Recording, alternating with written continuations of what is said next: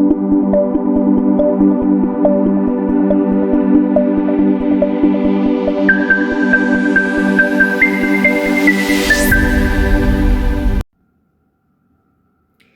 Students, तो आज हम लोग डिस्कस करेंगे स्मॉल इंटेस्टाइन के बारे में एंड लार्ज इंटेस्टाइन के बारे में। स्मॉल इंटेस्टाइन बेसिकली हम ये जानते हैं ये हमारा जीआईटी का पार्ट होता है।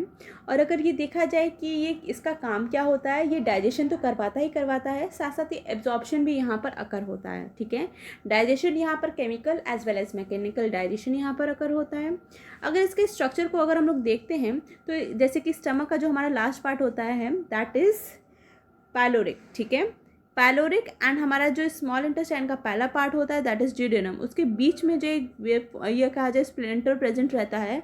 ठीक है, उसको हम लोग बोलते हैं पायलोरिक स्प्लेंटर। वैसे ही अगर देखा जाए हमारा स्मॉल इंटेस्टाइन जहाँ पर एंड हो रहा होता है उसका एंड पार्ट होता है इलियम। ठीक है, और जो लार्ज इंटेस्टाइन का जो पहला पार्ट होता है दैट इज सिकम, उसके बीच में भी स्प्लेंटर पाया जाता है, उसको हम लोग बोलते हैं ileocaecal sphincter. Ileo come from the word ileum and caecal come from the word caecum. ठीक है, तो इन दोनों के बीच में स्प्लेंटर्स पाए जाते हैं। स्प्लेंटर का काम बेसिकली क्या होता है, जो फूड कंटेंट होता है उसका बैक फ्लो को प्रिवेंट आउट करता है। नेक्स्ट अगर हम लोग इसमें देखते हैं कि यहाँ पर जो कंटेंट जो ड्यूडेनम वाला पार्ट होता है, पहला पार्ट हमारे ड्यूडेनम का है। ठीक है, इसमें अगर देखा जाए यहाँ पर मौजूदा कुछ सेल्स होती हैं, जैसे कि कुछ एब्जॉर्प्टिव सेल्स होती हैं, कुछ गॉबलेट सेल्स होती हैं, कुछ पेनिस सेल्स होती हैं, एस सेल्स होती हैं, सीसीके सेल्स होती हैं जो कि अपना पर्टिकुलर सिक्रीशन करवाती हैं। ठीक है, और ये सिक्रीशन बहुत ही एसेंशियल है क्योंकि डाइजेशन में भी जो है इनका काम होता है। ठीक है, और कुछ एक्टिविटी को इनहिबिट करने का, कुछ स्टिमुलेट करने का काम इनका होता है। ठीक है, तो जैसे कि अगर हम लोग देखते हैं जो ड्यूडेनम में पाए जाने वाले जैसे भी कंटेंट है, जैसे फूड का कंटेंट है काइम के फॉर्म में, स्टमक से हमारा मूव करके आया है ड्यूडेनम में। ठीक है, जब ड्यूडेनम में मूव किया तो यहाँ पर मौजूदा जैसे कि मान लीजिए कुछ कई प्रकार की अनडाइजेस्टेड प्रोटीन यहाँ पर कुछ पाई जाती हैं, एक्सेस अमाउंट में प्रेजेंट रहेंगी ड्यूडेनम में। तो जिसकी वजह से क्या होता है कि ड्यूडेनम में पाई जाने वाली जो जी सेल्स होती हैं, ठीक है, वो स्टिमुलेट आउट हो जाएंगी और ये क्या कराती हैं, ये अपना सिक्रीशन गैस्ट्रिन करवाती हैं। ठीक है, तो ये गैस्ट्रिन का जब ये सिक्रीशन कराएंगी तो इसका काम क्या होगा, इसका काम भी बिल्कुल सेम ही रहेगा जैसे कि हमारे स्टमक की गैस्ट्रिन का काम हो रहता है। ठीक है, ये क्या कराएंगी, ये हमारे जो है पैराइटल सेल्स को as well as chief cells को स्टिमुलेट कराएंगी, जिसकी वजह से पैराइटल सेल से हमारे HCl का एक्सेस अमाउंट में सिक्रीशन हो एंड हमारे चीफ सेल से जो है पेप्सिन का एक्सेस अमाउंट में सिक्रीशन आकर हो। ठीक है, तो ये काम इन दोनों का होता है। नेक्स्ट अगर देखा जाए, अगर ड्यूडेनम में ही हमारा अगर मौजूदा कुछ जो है एस सेल्स भी होती हैं, आई सेल्स भी पाई जाती हैं। ठीक है, एस सेल्स का काम बेसिकली क्या होता है, सिक्रेटिन का सिक्रीशन कराने का, वैसे ही आई सेल का काम सीसीके का सिक्रीशन कराती हैं। तो ये एस सेल एंड जो कि सिक्रेटिन का सिक्रीशन करा रही हैं एंड सीसीके का यहाँ पर जो सिक्रीशन हो रहा है, तो इनका काम क्या होता है, जैसे कि अगर एक्सेस अमाउंट में यहाँ पर हमारा H+ आयन मौजूद है, ठीक है, ड्यूडेनम पार्ट में, या तो फिर यहाँ पर क्या होगा, ये secretin as well as CCK क्या करती हैं, ये गैस्ट्रिन के सिक्रीशन को इनहिबिट करा देती हैं स्टमक में। और गैस्ट्रिन का सिक्रीशन तो एस से हो रहा था, तो वो ये क्या करती हैं, ये हमारे जो जी सेल्स होती हैं उनसे हो रहा था, तो ये क्या करती हैं, ये जी सेल्स को इनहिबिट कर देती हैं ताकि वहाँ से हमारा जो है गैस्ट्रिन का सिक्रीशन हो ना पाए।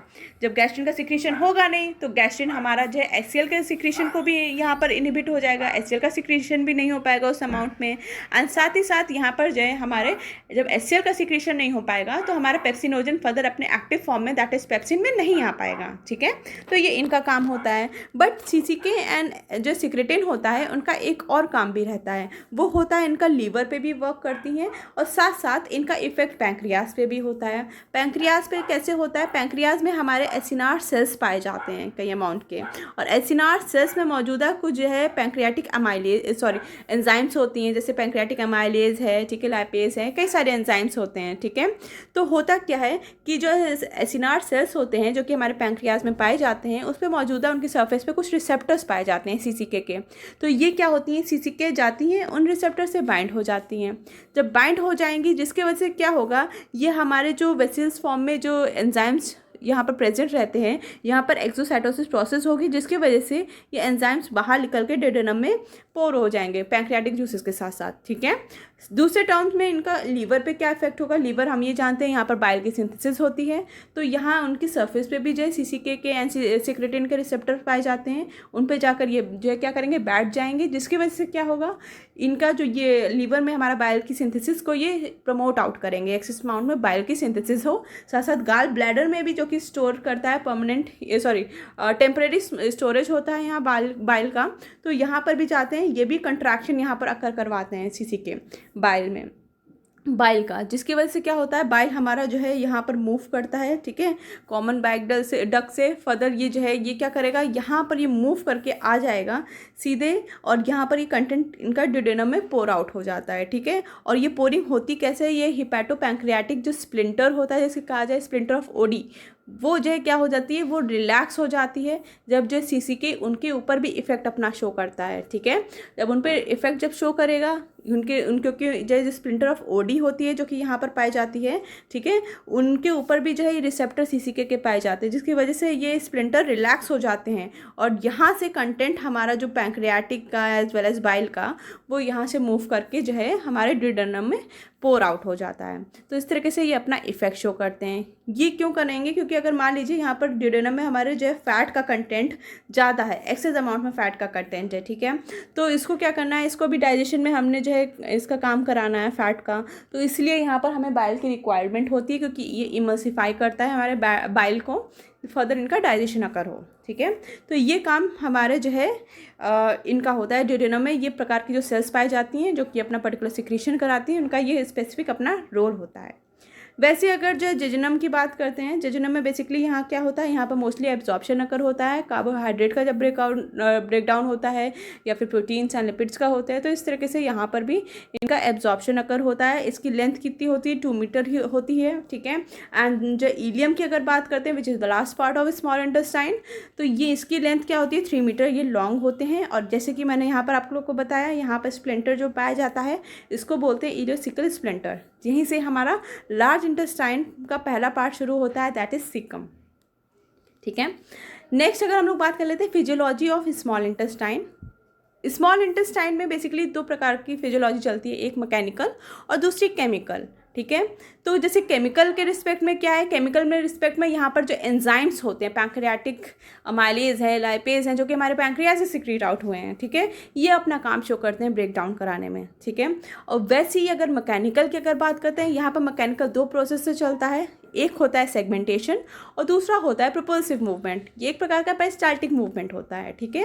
सेगमेंटेशन, सेगमेंट्स के फॉर्म में यहाँ पर कह सकते हैं, यहाँ कुछ एरिया बल्जी रहता है, कुछ कंस्ट्रिक्टेड रहता है, कुछ बल्जी रहता है, तो यहाँ फूड कंटेंट पाया जाता है, ठीक है। तो इसकी वजह से क्या होता है, यहाँ पर जो प्लेजर्स पाई जाती हैं, जिसकी वजह से यहाँ पर कंट्रैक्शन रिलैक्सेशन प्रोसेस यहाँ पर अकर होता है, यहाँ पर न्यूरोट्रांसमीटर रिलीज होते हैं, जिसकी वजह से यह क्या होता है, कुछ प्रोसेस जैसे यहाँ पर जो है ये बल्जी है, ये कंस्ट्रिक्टेड है, ठीक, ये बल्जी है, तो कुछ टाइम बाद क्या होगा, ये वाला जो पोर्शन जो कि जो कंस्ट्रिक्टेड था वो बल्जी हो जाएगा, फिर दूसरा पार्ट जो कि बल्जी था वो कंस्ट्रिक्टेड हो जाएगा।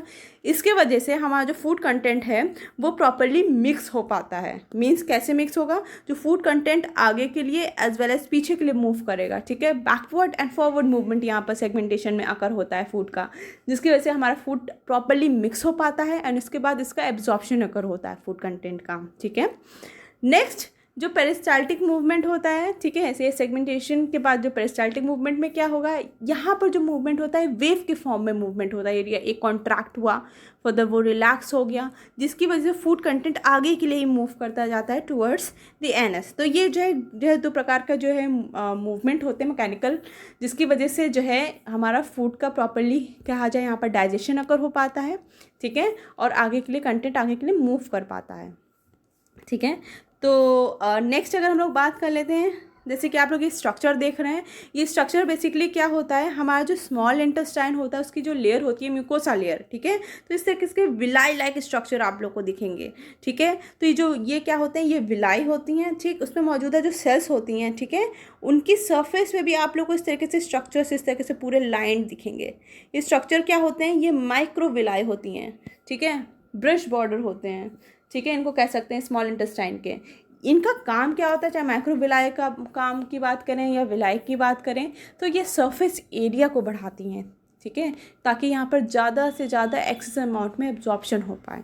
अब यहाँ पर मौजूदा इनके बीच में क्या होती हैं, ये यहाँ पर जो है आर्टरीज भी पाई जाएंगी, वेंस भी पाई जाएंगी, लिम्फैटिक वेसल्स भी पाई जाएंगी।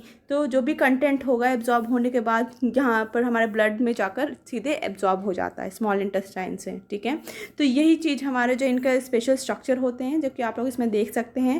यहाँ पर डिफरेंट डिफरेंट टाइप की सेल्स, गॉबलेट सेल्स हैं, ठीक है, पैनेट सेल्स हैं, ठीक है, एब्जॉर्प्टिव सेल्स हैं। तो ये अपना पर्टिकुलर जो है ये सेल्स अपना सिक्रीशन कराती हैं, ठीक है, जो कि अपना इफेक्टिव रोल शो करती हैं।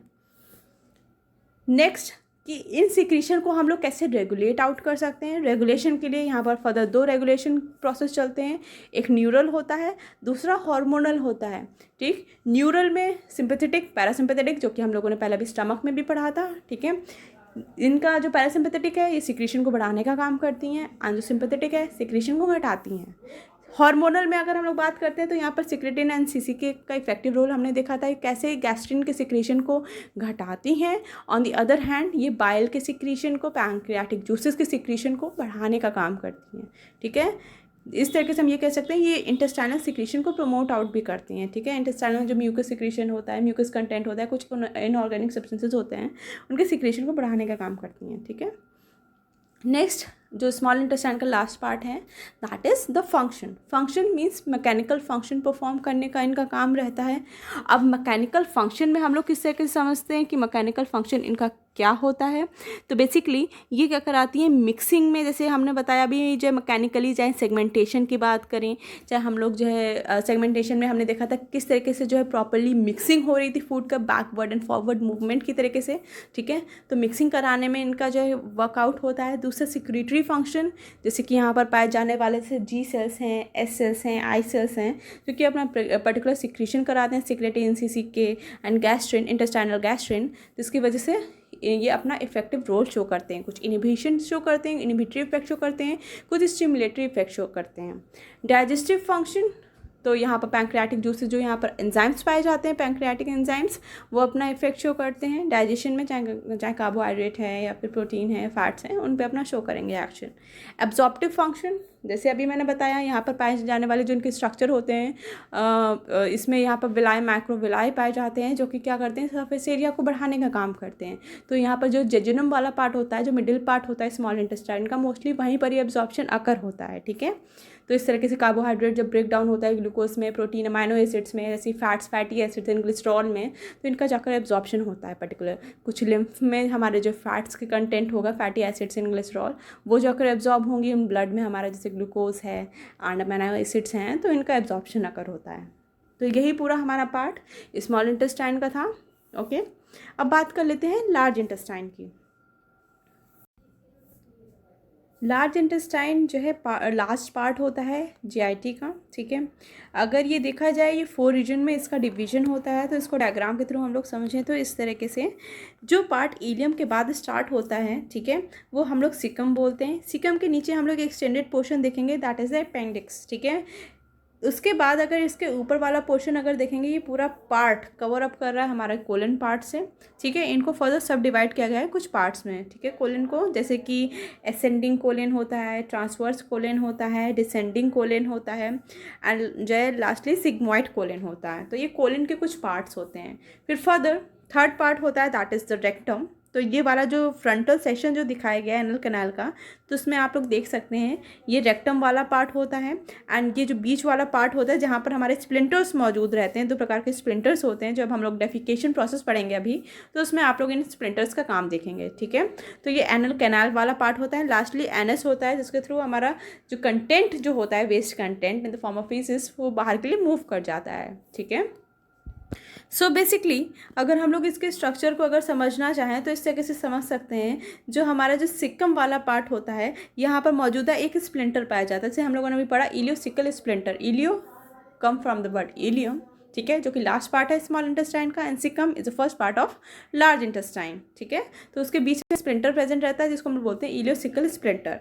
फिर वैसे ही अगर कोलन में अभी हम लोगों ने बात किया, यहाँ पर जो 4 पार्ट्स या सब डिवीजन होते हैं कोलन के, ascending, transfer, descending and sigmoid. तो इनके नाम इस तरीके से दिए गए हैं, जो फूड कंटेंट होता है आगे के लिए प्रोपल होता है, आगे के लिए मूव होता है, उसके अकॉर्डिंगली इनका नाम दिया गया है। Next that is the rectum part. ठीक है। यहाँ पर बेसिकली क्या होता है, ये जो रेक्टम पार्ट होता है, हमारा जो लास्ट पार्ट होता है, that is the you can see it over here, जो सिग्मॉइड होता है उसके बाद हमारा जो रेक्टम वाला पार्ट है वो स्टार्टअप होता है, ठीक है। और ये एंड कहाँ पर होता है जाकर, ये एनल कैनाल में जाकर एंड होता है। एनल कैनाल, ठीक है, ये जो है बेसिकली 2 से 4 सेंटीमीटर लॉन्ग होता है और यहाँ पर मौजूदा 2 स्प्लिंटर्स होते हैं। कौन से होते हैं, एक होता है इंटरनल और दूसरा होता है एक्सटर्नल स्प्लिंटर, ठीक है। जो इंटरनल स्प्लिंटर होता है, ये आप लोग जान लीजिए, बहुत इंपॉर्टेंट चीज़ है। जो इंटरनल स्प्लिंटर होता है ये स्मूथ मसल्स का बना हुआ रहता है, ये एक इनवॉलेंट्री होता है, ठीक है। वैसे ही ये बेसिकली किससे वर्कआउट करता है, ठीक है, ये हमारे जो ऑटोनॉमिक नर्वस सिस्टम होता है, basically sympathetic parasympathetic nervous system, उससे ये वर्कआउट करता है। वैसे ही अगर हम लोग एक्सटर्नल की बात करते हैं, ये किससे बना है, ये हमारे स्केलेटन मसल से बना हुआ रहता है, ये एक प्रकार का वॉलेंट्री होता है मसल, ठीक है। तो ये इनका बेसिक डिफरेंस रहता है। नेक्स्ट अगर हम लोग इस चीज़ को अगर देखा जाए डेफिकेशन में जो पढ़ेंगे तो इनके बारे में भी बात करेंगे। फिजियोलॉजी की हम लोग पहले बात कर लेते हैं। फिजियोलॉजी में जैसे कि हम लोगों ने स्मॉल इंटेस्टाइन में इनकी फिजियोलॉजी पढ़ी थी, mechanical as well as chemical के बारे में, वैसे यहाँ पर भी सेम समहाउ रहती है। तो पहले जैसे मैकेनिकल की हम लोग बात कर लेते हैं। मैकेनिकल में पहला प्रोसेस होता है सेगमेंटेशन का, ठीक है। वैसी एक फॉर्म का जो इनका प्रोसेस होता है वो हमारा मिक्सिंग मूवमेंट होता है, ठीक है। और दूसरा जो मूवमेंट होता है वो मास मूवमेंट भी बोलते हैं या मास पेरिस्टाल्सिस मूवमेंट भी हम लोग बोलते हैं, ठीक। तो जैसे कि मान लीजिए अगर फूड का कंटेंट यहाँ पर हमारा जो है बेसिकली जो हमारा पहला जो पार्ट था, पहला प्रोसेस था, that is the mixing process. उसको सेगमेंटेशन भी बोलते हैं या फिर हॉस्टल कॉन्ट्रैक्शन बोलते हैं। हॉस्टल क्यों बोलते हैं, क्योंकि यहाँ पर हॉस्टल के फॉर्म में यहाँ पर कॉन्ट्रैक्शन अगर होता है। अगर आप देखेंगे बल्जी पोर्शंस जो पॉचेज लाइक जो पोर्शंस होते हैं उनको हम लोग हॉस्ट्रा बोलते हैं, ठीक है। तो जब फूड कंटेंट वहाँ मौजूद रहता है तो उसके फॉर्म में जब कॉन्ट्रैक्शन अगर आगे अगर होता है, इसी के लिए इसको बोलते हैं हॉस्टल कॉन्ट्रैक्शन, ठीक है। तो बेसिकली होता क्या, जब फूड कंटेंट अगर मान लीजिए हमारे असेंडिंग में मौजूद है फूड कंटेंट, तो यहाँ की जो वॉल्स होती हैं, ठीक है, वो कॉन्ट्रैक्ट होती हैं। कैसे होती हैं, जब फूड कंटेंट यहाँ पर जब मौजूद रहेगा तो ये वॉल्स स्ट्रेच आउट होंगी। जब स्ट्रेचिंग होगी तो यहाँ पर मौजूद है जो स्ट्रेच रिसेप्टर्स होते हैं वो स्टिमुलेट आउट होंगे। तो बेसिकली जो हमारा जो मास मूवमेंट होता है, ठीक है, नॉट मास मूवमेंट सॉरी, जो सेगमेंटेशन या मिक्सिंग मूवमेंट होता है वो किसके वजह से होता है, कैसे ट्रिगर आउट होता है, just because of the stretch receptor, जिसकी वजह से क्या होता है, स्ट्रेचिंग की वजह से फूड कंटेंट जो है आगे के लिए मूव होता है जब ये एरिया कॉन्ट्रैक्ट हो जाता है, ठीक। जब हमारे स्ट्रेचिंग रिसेप्टर स्टिमुलेट हो जाते हैं जिसकी वजह से फर्दर मैसेज आता है हमारे जैसे नर्वस सिस्टम में, फर्दर आता है मैसेज जिसकी वजह से एरिया कॉन्ट्रैक्ट होगा और फूड कंटेंट आगे के लिए मूव करेगा, जो कि हम लोगों ने पहले भी स्टमक में पढ़ा है ये वाला पार्ट, ठीक है। फर्दर ये वाला प्रोसेस होता कहाँ पर है, मीन्स जो सेगमेंटेशन मिक्सिंग मूवमेंट जो होता है ये होता है हमारे असेंडिंग वाले पार्ट में, ascending colon and transverse colon की तरफ। नेक्स्ट जो मूवमेंट होता है दैट इज़ तो मास मूवमेंट। मास मूवमेंट कैसे ट्रिगर आउट होता है, जैसे कि हमारा जो है मिक्सिंग मूवमेंट हमारा स्ट्रेचिंग की वजह से ट्रिगर आउट हो रहा था, वैसे ही हमारा जो मास मूवमेंट होता है, मास के फॉर्म में जो पूरा कंटेंट है वो आगे के लिए मूव करता जाता है, ठीक है। कैसे मूव करेगा, स्ट्रेचिंग की वजह से। पहला जो ट्रिगरिंग होती है वो स्ट्रेचिंग की वजह से ही होती है, स्ट्रेच रिसेप्टर्स यहाँ पर मौजूद रहते हैं जिसकी वजह से स्ट्रेचिंग होती है। दूसरा क्या होता है, दूसरा होता है इरिटेशन की वजह से। इरिटेशन मीन्स अगर हमारा यहाँ पर फूड कंटेंट ट्रांसवर्स कोलन की तरफ मौजूद है तो उसमें पाए जाने वाले कुछ केमिकल्स या इरिटेंट्स ऐसे होते हैं कि यहाँ पर मौजूदा जो लेयर होती है म्यूकस लेयर, उसको इरिटेट आउट करते हैं। जब उसको इरिटेट आउट करेंगे तो वो वाली लेयर होगी वो आगे के लिए कंटेंट को प्रोपेल आउट करेगी, मूव कराती है ताकि वो फूड कंटेंट आगे के लिए मूव हो जाए, ठीक है। तो ये दो प्रोसेस हो गए ट्रिगरिंग के।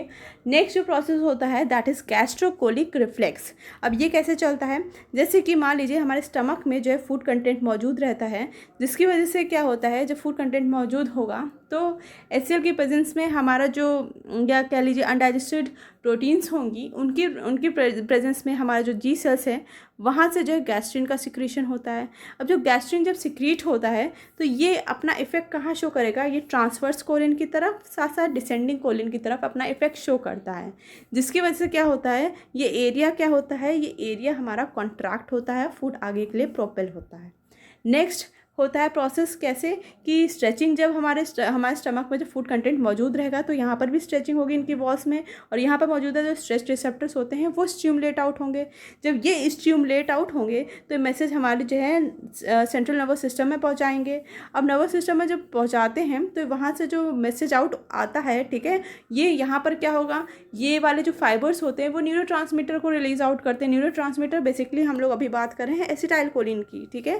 तो एसिटाइल कोलिन क्या कराएंगे, तो ये एसिटाइल कोलिन ये ट्रांसवर्स कोलिन की तरफ एज वेल एज जो हमारा डिसेंडिंग कोलिन होता है, यहाँ पर जो न्यूरोट्रांसमीटर एसिटाइल कोलिन रिलीज होंगे, ये बेसिकली कॉन्ट्रैक्शन का काम कराते हैं, ठीक है, एरिया को स्टिमुलेट आउट कराते हैं, जिसकी वजह से यहाँ पर कॉन्ट्रैक्शन अकर होता है, ठीक है। तो ये प्रोसेसेस होते हैं जिसको हम लोग बोलते हैं कुछ reflex, that is gastrocolic reflex, जिसकी वजह से कॉन्ट्रैक्शन अकर होता है और मूवमेंट आगे के लिए फूड का होता है, ठीक है।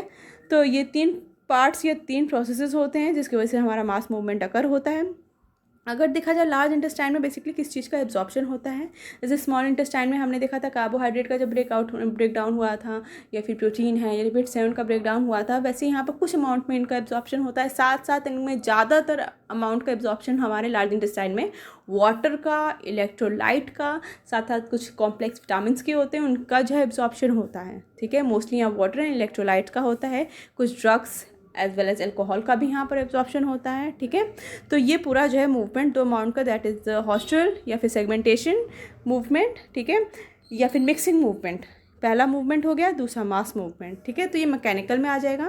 केमिकल में मीन्स यहाँ पर क्या होता है, यहाँ पर कुछ ग्लैंड्स होते हैं जो कि अपना पर्टिकुलर सिक्रीशन कराते हैं, ठीक है, क्योंकि म्यूकस कुछ इनऑर्गेनिक सब्सटेंसेस प्रेजेंट रहते हैं जिसकी वजह से यहाँ पर डाइजेशन अकर होता है, ठीक। और बाकी का बचा हुआ जो फॉर्म हो रहता है अनवांटेड, जो कि हमारी बॉडी को नहीं चाहिए, ठीक है, वेस्ट के फॉर्म में, फीसिस जिसे बोलते हैं, वो बाद में एलिमिनेट आउट हो जाता है, ठीक। यहाँ पर लार्ज इंटेस्टाइन में बेसिकली क्या रहता है, यहाँ पर हमारे कई अमाउंट की कॉलोनी बैक्टीरिया की पाई जाती हैं, ठीक, जो कि क्या करती हैं, उस जो कंटेंट होता है, ठीक है, प्रोसेस फीसिस होता है या फिर कहा जाए जो फूड कंटेंट वहाँ मौजूद रहता है, उनसे उनके ऊपर रिएक्ट करती हैं, उनके अपना एक्शन परफॉर्म करती हैं, जिसकी वजह से गैस की भी सिक्रीशन होती है, ठीक है, गैस रिलीज आउट होती है। एंड साथ साथ यहाँ पर कुछ विटामिन्स का भी सिंथेसिस कराने में इन बैक्टीरियाज का अपना काम होता है, ठीक है, तो जो कि हमारे लार्ज इंटेस्टाइन में पाई जाती हैं। लास्ट जो प्रोसेस होता है that is the defecation. Defecation का मतलब क्या होता है, वॉइडिंग या फिर एलिमिनेशन, किसी तरह फीसिस जो है एलिमिनेट आउट हो जाए, ठीक है, उस प्रोसेस को ही जो है हम लोग क्या बोलते हैं, डेफिकेशन बोलते हैं, it is a voiding of faeces, okay.